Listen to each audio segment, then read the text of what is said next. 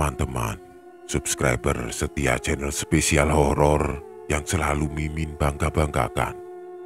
Salam sehat dan sukses selalu buat kalian semua. Kali ini, Mimin akan membawakan sebuah cerita horor dari akun Twitter @tanyademit, khusus buat kalian semua. Selamat menyimak kalau kalian masih berani. Namanya Kang Iwan. Dia adalah tukang ojek pangkalan yang sudah 1 tahun mangkal di pangkalan dekat kampungku. Memang kampungku ini berbatasan dengan jalan besar, dan jalanan kecil yang dilewati oleh ojek tersebut adalah kampung-kampung lain yang lebih terpencil di ujung sana. Sehingga satu-satunya alat transportasi warga adalah menggunakan ojek seperti Kang Iwan. Kang Iwan sehari-hari ngetem di pangkalan depan. Dia selalu mengantarkan penumpang ke kampung-kampung yang ada di sepanjang jalanan kecil itu. Sebenarnya, Kang Iwan bukan warga di sekitar pangkalan, tapi dia adalah warga dari salah satu kampung yang berada paling ujung di jalanan tersebut. Jarak tempuhnya memang sedikit agak jauh, perlu waktu 1 jam dari pangkalan ke rumahnya, sehingga tidak jarang Kang Iwan menunggu penumpang hingga larut malam, karena sekalian pulang ke kampungnya yang ada di ujung jalan. Pangkalan ini pasti selalu ramai, tidak peduli siang atau malam, karena mau bagaimanapun banyak orang-orang yang ingin ke kota harus melewati pangkalan. Karena mereka tidak mau apabila harus berjalan kaki dengan jarak tempuh yang lumayan. Kang Iwan dan beberapa temannya yang menjadi ojek di pangkalan selalu ngetem di sampai malam. Tidak jarang Kang Iwan baru pulang ke rumahnya jam 11 malam. Bahkan tidak jarang dia baru bisa pulang ketika subuh tiba. Dan Kang Iwan akan kembali tiba di pangkalan di pagi harinya. Kang Iwan tampak sudah terbiasa dengan jalur kampung yang begitu sepi ketika malam tiba. Apalagi jalanan di kampung itu penuh dengan rumpun bambu dan hutan-hutan kecil. Beberapa ojek lain nampak enggan dan takut untuk mengambil penumpang ketika malam tiba. Namun tidak dengan Kang Iwan, karena dia memang membutuhkan uang untuk kehidupan keluarga dan 1 anaknya yang sudah mulai sekolah.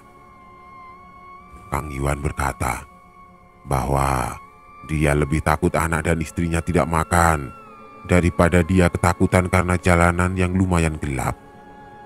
Sehingga Kang Iwan memaksakan diri untuk terus bekerja, meskipun jalanan kampung ketika malam sangatlah gelap dan menyeramkan.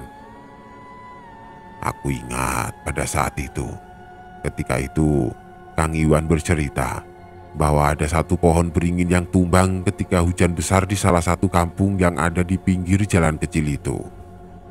Dan hal itu memutus jalur dari kampungnya ke jalanan besar selama beberapa waktu.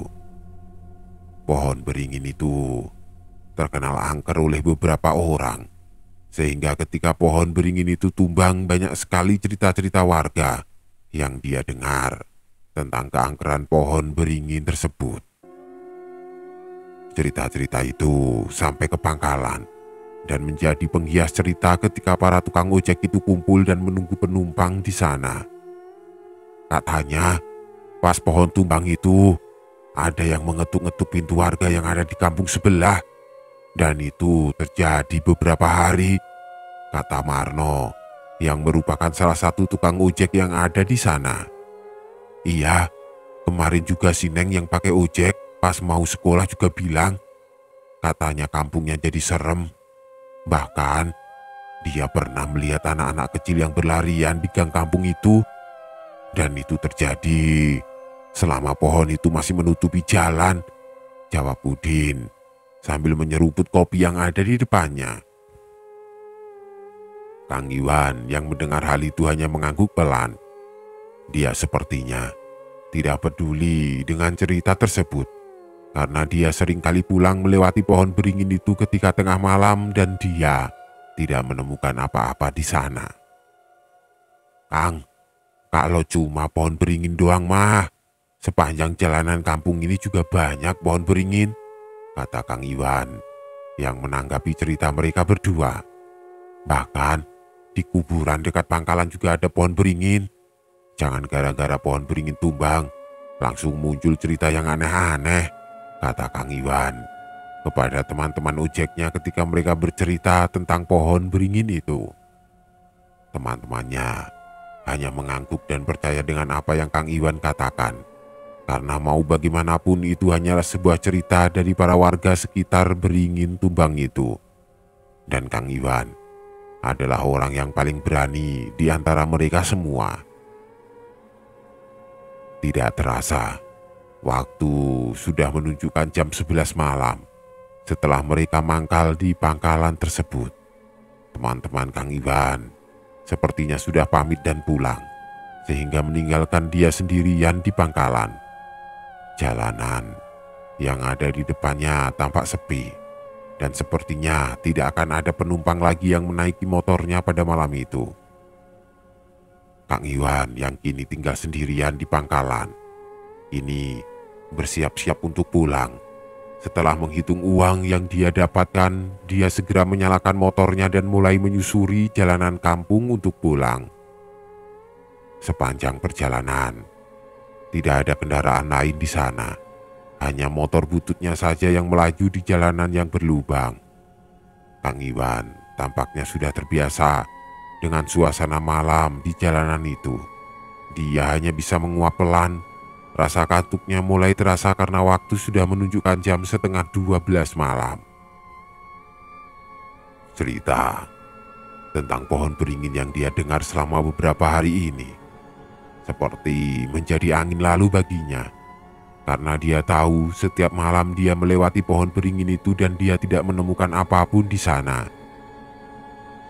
Beberapa kampung sudah dia lewati. Kali ini jalanan sudah mulai gelap gulita. Di sisi kiri dan kanan hanya ada rumpun bambu dan kebun-kebun warga yang gelap. Tidak ada satupun manusia yang terlihat di sepanjang perjalanan ini. Bahkan tidak ada satupun orang-orang yang ronda malam pada saat itu. Kang Iwan terus memacu motornya, melewati lubang-lubang jalan yang menganga sepanjang perjalanan. Tidak jarang Kang Iwan harus memelankan motornya, karena ada beberapa polisi tidur yang ada di beberapa tempat.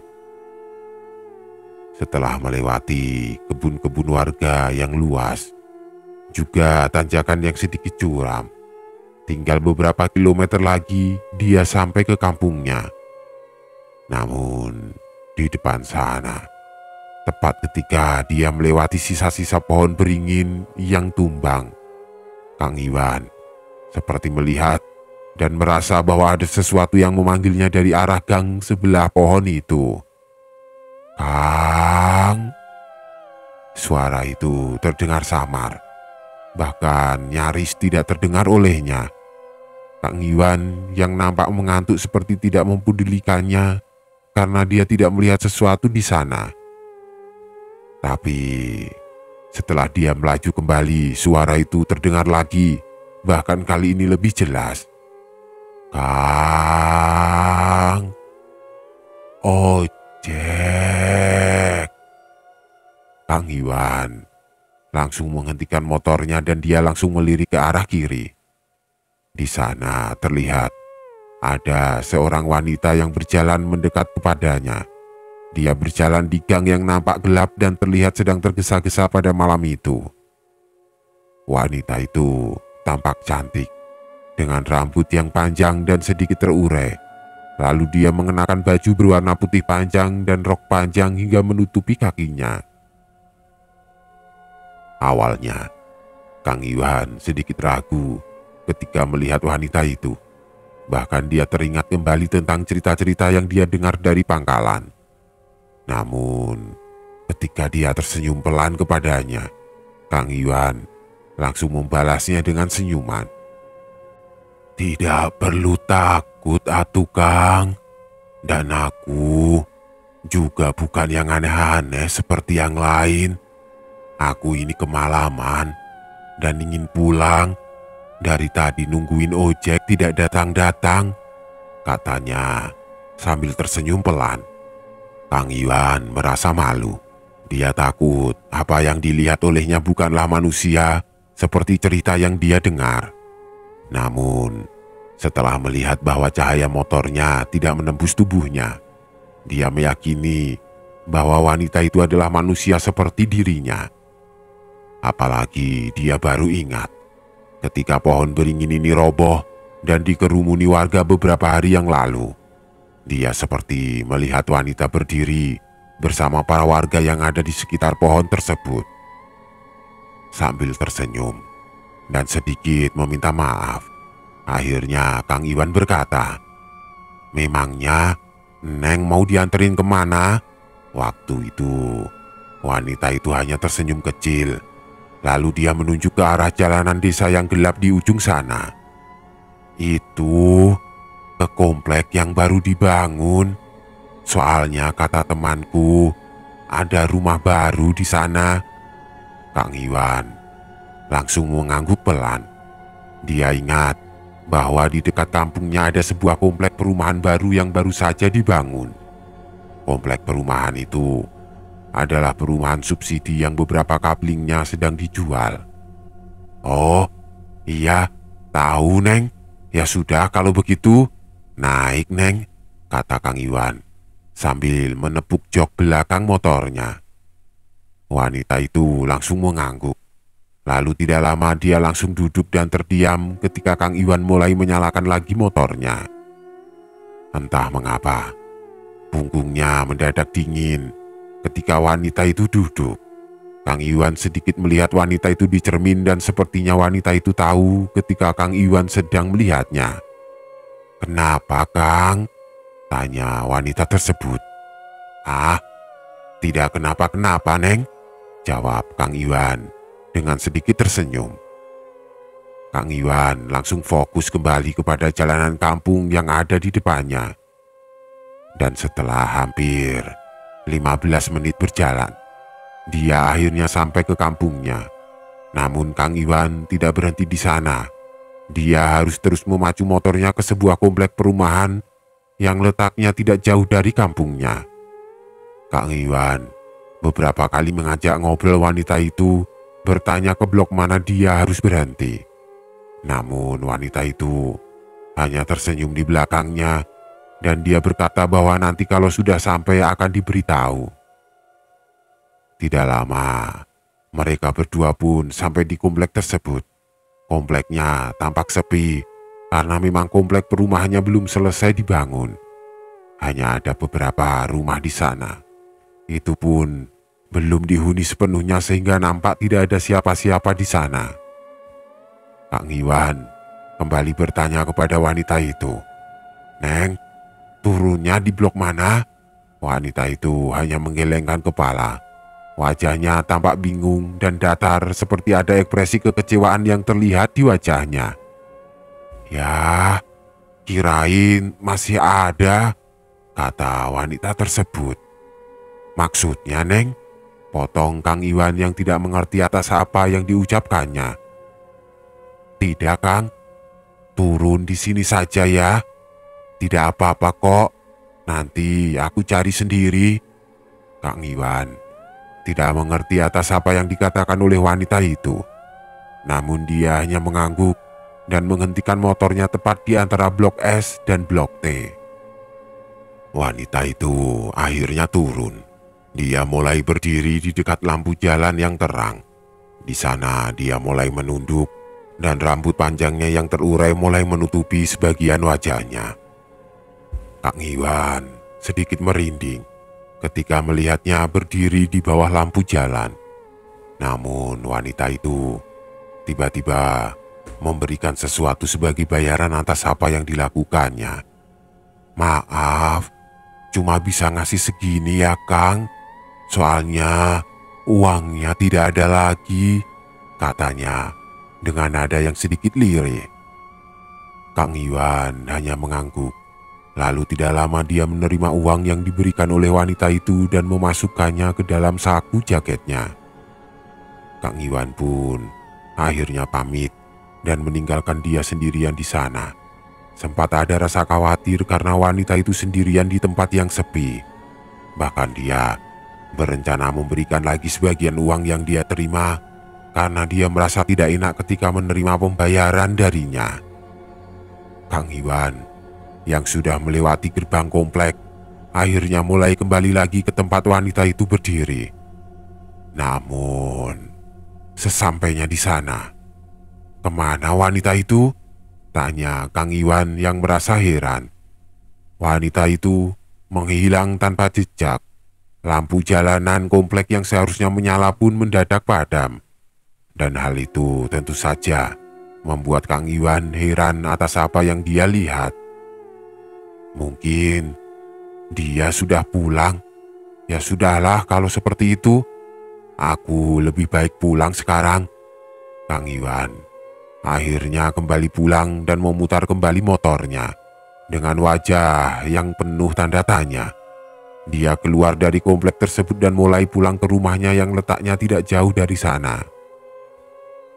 Setelah sampai ke rumah, istri dan anaknya tampaknya sudah tertidur lelap. Dia membuka jaket tebalnya dan memasukkan motornya ke ruangan tengah. Tidak lama kemudian, dia mulai menghitung pendapatannya di hari itu. Dan ketika dia mengambil uang yang diberikan oleh wanita tersebut, tiba-tiba dia langsung melirik ke arah pintu rumah yang sudah terkunci rapat. Apa si Neng salah ngasih uang gitu ya?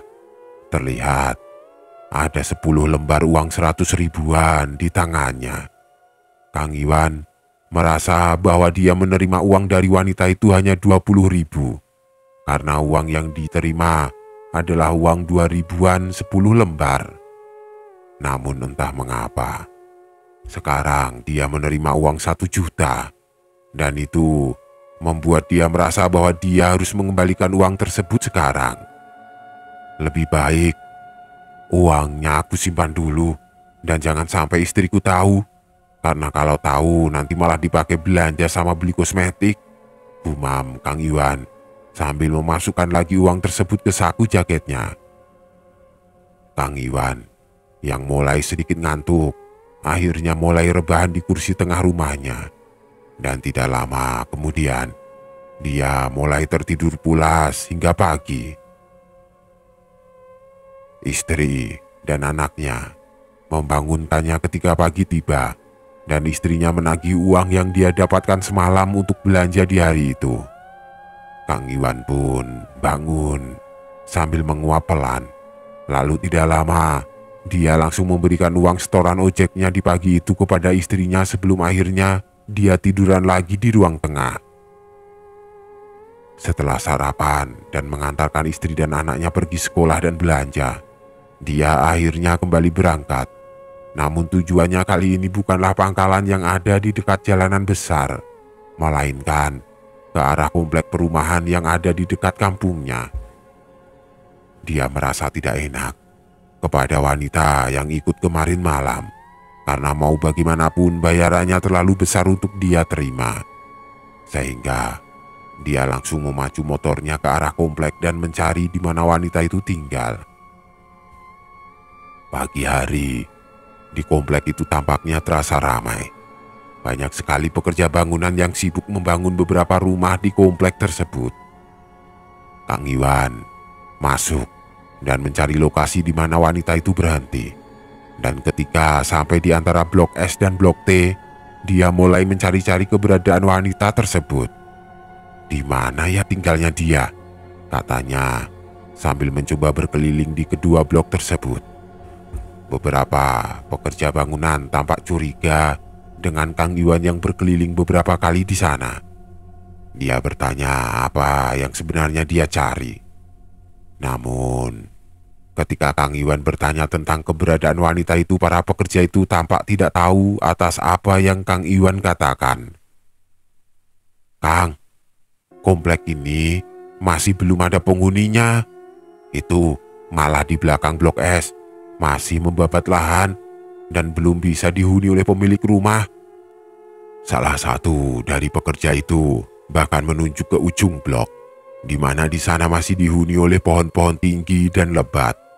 Bahkan beberapa di antaranya sudah ditebang dan menjadi balok-balok kayu yang akan diangkut oleh truk besar. Mungkin dia orang yang membeli rumah ini, Kang, dan kemarin dia cuma ngecek kerjaan kita saja, karena tidak mungkin langsung ditempati kalau belum beres semua, kata salah satu pekerja itu sambil mencangkul beberapa material semen dan pasir di depan Kang Iwan. Kang Iwan mengangguk pelan. Tidak lama dia pun mengucapkan terima kasih dan kembali meninggalkan komplek tersebut. Ketika keluar dari komplek, dia sempat berpikir kembali tentang apa yang pekerja itu katakan, dan hal itu membuatnya sedikit curiga dengan keberadaan wanita itu. Dia bahkan sempat berhenti di jalanan kampung untuk mengecek kembali uang yang diberikan wanita tersebut. Apa mungkin wanita itu bukan manusia, tapi masa hantu bisa ngasih uang 100 ribuan? Kang Iwan melihat kembali uang yang diberikan wanita itu di saku jaketnya, dan uang itu ternyata masih utuh. Bahkan dia sempat menukarnya ke salah satu warung di dekat jalan dan tidak terjadi apa-apa dengan uang yang diterima. Kang Iwan menggelengkan kepalanya secara perlahan. Lalu tidak lama dia kembali menyalakan motornya dan pergi menuju pangkalan yang letaknya ada di dekat jalanan besar. Selama perjalanan menuju pangkalan, Kang Iwan masih memikirkan uang yang diberikan oleh wanita itu. Bahkan ketika sampai di sana pun, dia masih memikirkannya hingga beberapa kali dia melamun di sana. Beberapa temannya bertanya tentang apa yang terjadi kepadanya, dan Kang Iwan hanya berkata bahwa dia hanya sedikit mengantuk karena kemarin pulang tengah malam. Rupanya hari itu turun hujan besar di sekitar pangkalan, dan Kang Iwan hanya bisa duduk seharian di pangkalan bersama teman-temannya pada hari itu. Hujannya sangat lebat dari siang sampai sore, sehingga jarang ada penumpang yang datang untuk memakai jasa ojeknya. Hal itu rupanya membuat teman-temannya pulang terlebih dahulu, karena mereka tahu apabila hujan terus-menerus hingga malam tiba, maka tidak akan ada penumpang yang menggunakan jasanya. Sehingga mereka memilih untuk pulang. Beberapa dari mereka akhirnya pamit dan pulang, terutama dari orang-orang yang rumahnya di dekat pangkalan. Kang Iwan yang ada di sana pun hanya mengangguk pelan. Dia seperti ragu antara pulang atau masih menunggu penumpang di sana. "Wan, ayo pulang. Tidak akan ada penumpang hujan lebat seperti ini, Mah," kata Udin, yang kini menyalakan motornya dan pamit untuk pulang. Iwan kembali mengangguk. Dia merogoh saku jaketnya dan hanya terlihat uang 20 ribu hasil dari naik ojek di hari ini. Dia berdiri dari duduknya, melirik ke arah langit yang sudah mulai berganti malam. Lalu dia mulai melihat Udin yang kini menembus lebatnya hujan pada malam itu. Kang Iwan menghela nafas panjang. Dia kembali duduk sambil melirik ke arah angkot yang melintas di jalanan besar. Dia berharap ada angkot yang berhenti di sana. Lalu angkot itu menurunkan penumpang yang akan naik ojeknya pada malam ini. Dia berpikir dia akan pulang ketika ada penumpang yang ikut motornya. Karena sayang apabila dia langsung pulang tanpa membawa penumpang. Apalagi rumahnya berada di kampung paling ujung di jalanan ini, sehingga dia lebih memilih untuk diam dan menunggu penumpang di sana. Sepanjang malam, Kang Iwan melirik ke kiri dan ke kanan. Tidak ada tanda-tanda hujan akan berhenti sekarang. Bahkan tidak ada angkot atau bis yang berhenti di depan pangkalan. Seperti tidak ada orang yang turun dan naik ojeknya pada malam itu. Dia sempat melirik ke jam dinding yang ada dalam pangkalan tersebut, dan ternyata waktu sudah menunjukkan jam 10 malam. Kang Iwan menghela nafasnya lagi. Dia sepertinya sudah pasrah dan memilih untuk pulang dengan uang 20.000 yang dia dapatkan di hari itu. Awalnya, dia akan memberikan sebagian uang yang dia dapatkan dari wanita tersebut kepada istrinya. Namun dia berpikir 2 kali, karena mau bagaimanapun dia takut bahwa uang itu bukanlah haknya. Dengan wajahnya yang tampak pasrah, dia akhirnya berdiri kembali, menyalakan motornya sambil melihat ke jalanan besar. Dan ketika dia ingin memakai jas hujan, tiba-tiba ada sebuah angkot yang melintas secara perlahan di tengah hujan. Namun, tepat ketika angkot itu melintasi pangkalan, tiba-tiba di seberang sana nampak seorang wanita yang berdiri di tengah hujan yang masih mengguyur pada malam itu. Rambutnya nampak basah kuyup sekarang, bahkan tubuhnya tampak basah. Dia menatap Kang Iwan yang baru saja selesai memakai jas hujan pada malam itu. Kang Iwan yang tahu bahwa wanita itu adalah wanita yang dia temui kemarin. Dia langsung mengangkat tangannya dan menyuruh wanita itu untuk mendekat kepadanya. Wanita itu mengangguk pelan. Dengan bajunya yang basah, dia berjalan dan melintas di jalanan yang besar. Mobil-mobil dan motor melaju kencang di jalanan besar itu. Namun wanita itu terus berjalan tanpa memperhatikan kiri dan kanan. Kang Iwan sedikit khawatir wanita itu akan tertabrak. Namun entah mengapa, dia bisa melintas jalanan besar itu tanpa sedikit pun menoleh ke kiri dan ke kanan meskipun banyak kendaraan yang melintasinya. "Neng, kenapa hujan-hujanan?" tanya Kang Iwan sedikit tersenyum. Wanita itu hanya mengangguk pelan. Lalu dia tersenyum dan duduk di pangkalan sambil menatap ke arah jalanan kampung yang sedikit gelap. "Iya, aku kehujanan. Soalnya tidak ada tempat berteduh," jawabnya sambil sedikit tersenyum. Kang Iwan sempat melihat tubuhnya yang basah kuyup. Tangannya nampak sedikit pucat seperti terlalu lama kena hujan. Sehingga Kang Iwan langsung memberikan jas hujannya kepada wanita itu. "Neng mau pulang kan? Ayo, dianterin sama aku saja, sekalian aku juga pulang." Wanita itu kembali mengangguk. Dan Kang Iwan pun mulai menyuruh wanita itu untuk memakai jas hujan yang awalnya dia pakai. Namun, wanita itu menolak dan memilih untuk duduk di motor dengan kondisi basah kuyup. "Neng, masa basah kuyup begitu? Nanti kalau sakit bagaimana?" tanya Kang Iwan. Wanita itu menggelengkan kepala sambil tersenyum dan dia kembali berkata, "Aku tidak mungkin sakit, Kang. Jadi santai saja. Tapi sekarang anterinnya bukan ke komplek itu ya. Soalnya di sana sudah tidak ada." Kang Iwan ingat perkataan para pekerja komplek itu. Mereka yang berkata bahwa komplek tersebut belum bisa dihuni. Sehingga dia berpikir bahwa mungkin wanita ini memang mempunyai rumah di sana. Namun kemarin dia hanya mengeceknya saja, sehingga Kang Iwan kembali di pagi harinya dia menghilang. Kang Iwan pun mengangguk. Lalu tidak lama, dia mempersilahkan wanita itu untuk naik di motornya. Neng, ini ada uang yang kemarin dikasih. Sepertinya itu kelebihan deh, Neng." Kang Iwan langsung merogoh saku jaketnya. Dia mengeluarkan uang yang dia berikan kemarin dan memberikannya lagi ke arahnya. Namun wanita itu menolak dengan halus dan menahan tangan Kang Iwan untuk memasukkan uang itu lagi ke dalam saku jaketnya. Di sana Kang Iwan merasa sesuatu yang aneh. Tangannya benar-benar dingin. Bahkan saking dinginnya membuat tubuhnya bergetar sesaat ketika tangannya menyentuh. Hal itu tentu saja membuat Kang Iwan curiga. Namun secara tiba-tiba wanita itu berkata, "Sudah, terima saja Kang.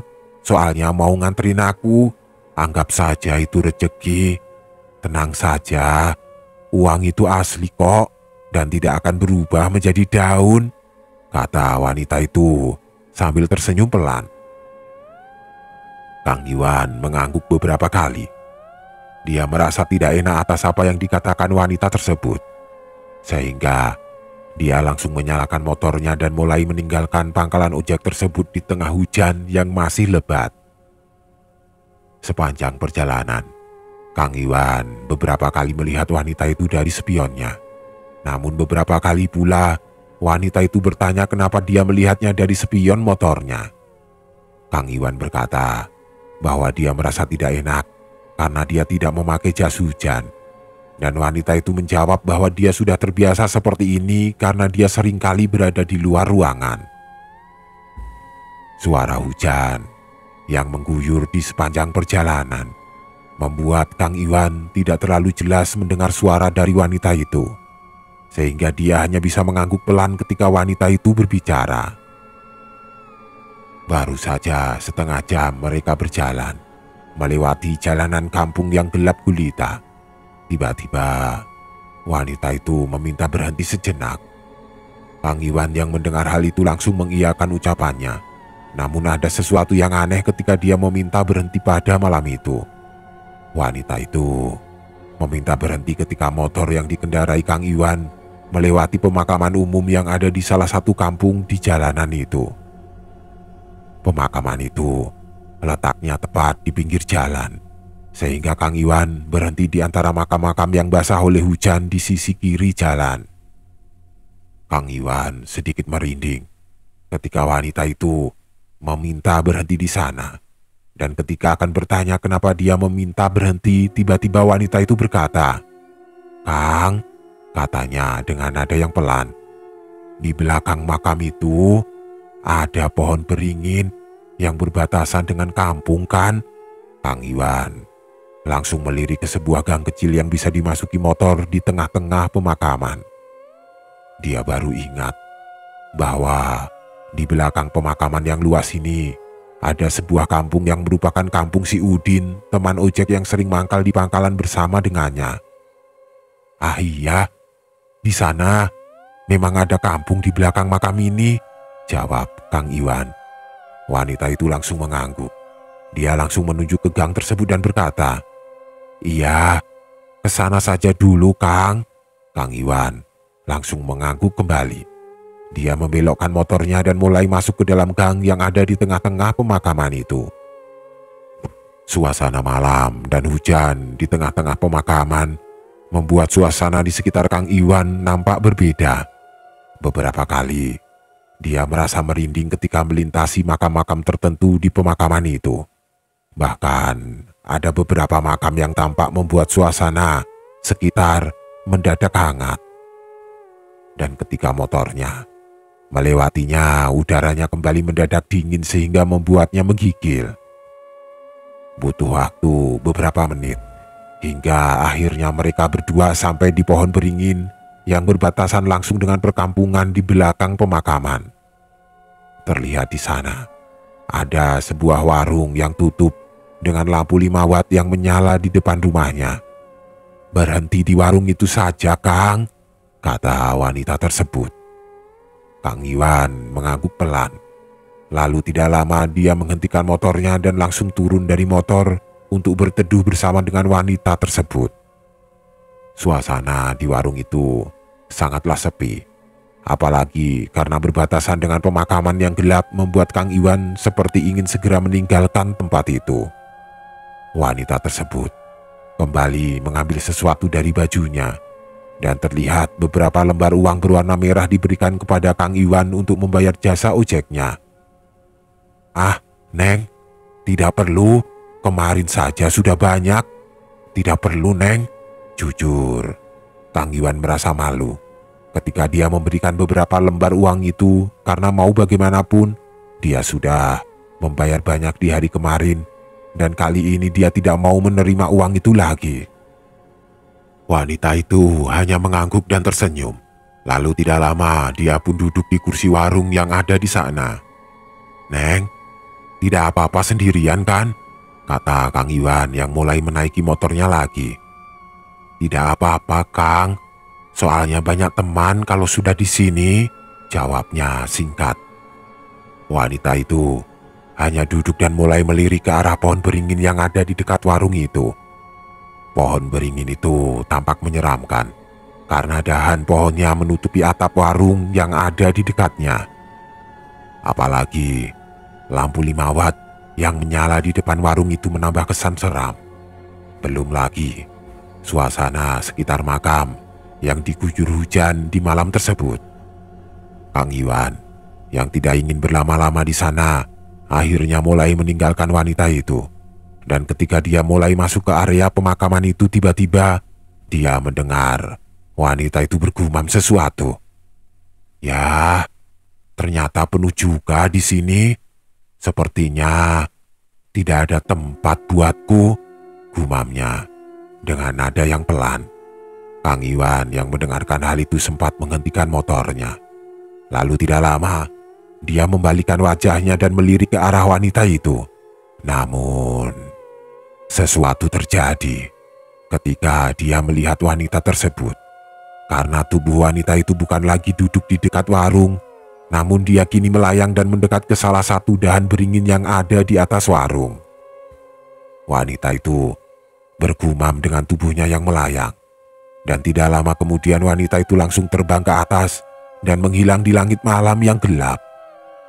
Kang Iwan yang melihat wanita itu terbang dan menghilang begitu saja, seketika langsung memutar gas motornya dengan sekuat tenaga. Wajahnya tampak pucat karena baru kali ini dia melihat sesuatu yang menyeramkan di dalam hidupnya. Motor usangnya langsung melaju cepat di jalan gang sekitar makam yang gelap. Dia benar-benar panik, dan saking paniknya dia tidak memperhatikan bahwa di jalan gang tersebut ada beberapa jalan yang berlubang dan licin. Tiba-tiba, motor yang dia kendarai mendadak oleng ke kanan. Jalanan gang yang tidak mulus dan penuh dengan lubang membuat tubuhnya terjatuh dan berguling ke salah satu batu nisan yang ada di dekat jalan setapak itu. Kang Iwan semakin panik, wajahnya pucat, apalagi tepat di dekatnya adalah batu nisan yang basah oleh air hujan. Kakinya sedikit terkilir. Namun dia memaksa untuk bangkit. Jantungnya berdetak dengan cepat, nafasnya langsung terasa berat. Udara dingin dari air hujan yang mengguyur berubah menjadi hangat karena tubuhnya yang merasa cemas. Sambil mengerutkan dahinya, dia langsung mengangkat motornya. Dan tidak butuh waktu lama, dia langsung menaiki motornya kembali dan langsung pergi meninggalkan pemakaman itu dengan kondisi tubuhnya yang basah kuyup. Tepat jam 11:30 malam, Kang Iwan sampai di depan rumahnya. Dia turun dari motor dengan tergesa-gesa dan tak lama kemudian dia membuka pintu rumahnya dan langsung memasukkan motornya. Dia tidak peduli lantai rumahnya basah akibat air hujan. Yang dia inginkan adalah dia bisa merasa aman ketika sudah sampai di dalam rumah. Jas hujan yang dia kenakan langsung dia buka. Begitu juga dengan baju dan celananya yang sudah basah kuyup pada saat itu. Tubuhnya mendadak menggigil. Dia mengganti bajunya dan memakai kain sarung di ruangan tengah. Tenggorokannya terasa kering. Namun, dia seperti tidak ingin ke dapur yang tampak gelap gulita pada malam itu. Wajahnya tampak waspada. Dia melirik ke arah pintu rumah yang tertutup rapat. Entah mengapa, kini tubuhnya merasa diawasi oleh sesuatu di luar sana. Dan itu membuat dirinya tidak bisa beristirahat sekarang. Kang Iwan langsung mengambil uang di saku jaketnya yang basah.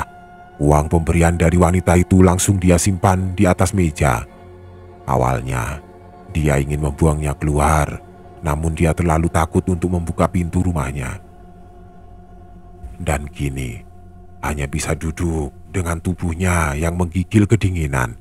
Ingin sekali dia beristirahat pada saat itu, namun entah mengapa tubuhnya seperti tidak membiarkan matanya terpejam sepanjang malam. Mungkin Kang Iwan terlalu syok atas apa yang terjadi kepadanya, sehingga dia baru bisa tertidur ketika matahari sudah terlihat dari balik pegunungan di belakang kampungnya. Istri dan anaknya bangun ketika pagi menjelang. Dia melihat Kang Iwan tertidur pulas di kursi ruang tengah rumahnya. Awalnya, Dia ingin membangunkannya untuk meminta uang setoran di hari kemarin. Namun ketika melihat uang ratusan ribu tergeletak di meja, dia akhirnya mengambilnya dan membiarkan Kang Iwan tertidur pulas. Tepat jam 1 siang, Kang Iwan baru bisa bangun dari tidurnya. Di sana istrinya sudah memasak daging ayam dan anaknya yang baru saja pulang dari sekolah terlihat sedang memakan makanan itu dengan lahap. Tubuhnya masih terasa menggigil ketika dia bangun. Bahkan dia sedikit flu karena semalaman dia terkena air hujan. Istrinya bertanya, apakah dia akan berangkat ke pangkalan? Dan Kang Iwan berkata bahwa dia sepertinya istirahat di hari itu karena merasa tidak enak badan. Kang Iwan tidak jujur kepada istrinya bahwa alasan dia tidak ngojek di hari itu karena masih ketakutan dengan kehadiran wanita yang datang kepadanya selama 2 hari ini. Dia takut istrinya tidak percaya akan ceritanya, sehingga dia memilih untuk diam dan mencari alasan lain agar dia bisa berada di rumah. Setelah Kang Iwan bangun, dia baru sadar bahwa uang yang ada di meja sudah menghilang. Dia bertanya kepada istrinya tentang uang ratusan ribu yang dia simpan di meja ketika malam. Istrinya menjawab bahwa uang itu sudah dia pakai untuk membeli daging ayam, dan sebagian lagi dia belikan kosmetik dan ditabung di celengan anaknya. Kang Iwan mendadak panik, karena mau bagaimanapun, uang itu adalah pemberian dari wanita tersebut, dan itu bukanlah manusia. Sehingga dia takut akan terjadi sesuatu ke depannya apabila uang itu digunakan oleh keluarganya. Istrinya bertanya tentang uang tersebut, dan Kang Iwan lagi-lagi tidak bisa jujur dengan apa yang terjadi. Dia berkata bahwa dia mendapatkan uang lebih akibat banyak yang memakai jasanya ketika hujan, karena tidak ada ojek lain selain dirinya yang ada di pangkalan kemarin malam. Kang Iwan hanya berkata bahwa uang itu harus dihemat dan jangan langsung dihabiskan karena dia seperti ingin libur dulu selama beberapa hari karena merasa tidak enak badan. Istrinya mengerti atas kondisi suaminya, sehingga dia lebih memilih untuk menyiapkan makanan dan beberapa obat warung untuk diminum oleh Kang Iwan. Istrinya juga menyuruh Kang Iwan untuk beristirahat di kamar, karena mau bagaimanapun, dia tidak mau suaminya tiduran di ruang tengah rumahnya. Kang Iwan pun mengangguk. Dia akhirnya pindah ke kamar dan mulai tiduran di sana. Selama dia tiduran di atas kasur, pikirannya terus memikirkan wanita yang dia temui kemarin malam. Dia mencoba mengingat-ingat kenapa dia didatangi terus oleh wanita itu. Dia mengurutkan satu persatu kejadian yang dia alami selama 2 malam ini. Lalu dia coba mengingat kembali pertemuan pertama kali dengannya di dekat pohon beringin yang roboh itu. Sebentar, gumam Kang Iwan. Dia kembali ingat bahwa beringin yang roboh itu terkenal angker. Lalu kehadiran wanita itu ingin diantarkan ke beberapa tempat. Kang Iwan baru sadar bahwa tempat-tempat yang ingin didatangi wanita itu adalah tempat yang dimana ada pohon beringin yang sama dengan yang ada di jalanan tersebut. Sepertinya wanita itu adalah penghuni pohon beringin yang roboh itu. Kang Iwan bergumam di dalam kamar, dan semakin lama dia memikirkannya, semuanya semakin jelas. Kang Iwan hanya bisa menggelengkan kepala. Rasa takutnya mulai menjalar kembali ke seluruh tubuhnya. Dia menarik selimut menutupi seluruh tubuhnya, namun hal itu tidak membuat tubuhnya tenang.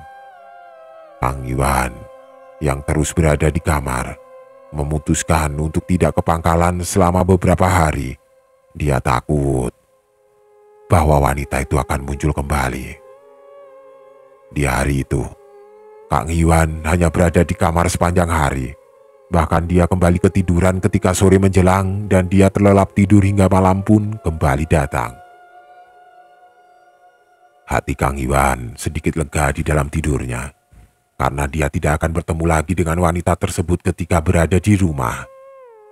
Namun, tepat ketika jam 10 malam, Tiba-tiba istrinya membangunkannya. "Kang, Kang, bangun." Istrinya membangunkannya secara perlahan, dan Kang Iwan pun terbangun dari tidurnya. Dia mengusap-usap kedua matanya dan bertanya kenapa istrinya membangunkannya.